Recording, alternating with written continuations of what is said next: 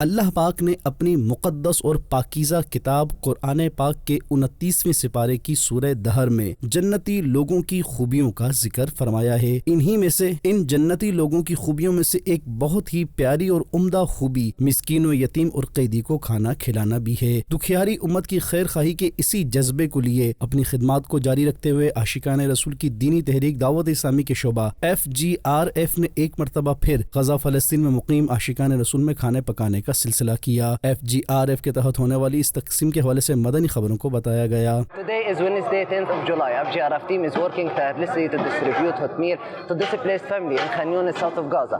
These family have to fight every day to secure food and water. It is through your support that we have been able to feed thousands of individuals within this camp. May Allah accept your effort and reward you with high ranks of paradise. Allahumma ameen wa jazakum Allahu alfa khair. کھانا پکانے کے بعد اسے غزہ فلسطین میں مقیم عاشقان رسول کے درمیان تقسیم کرنے کا سلسلہ بھی ہوا۔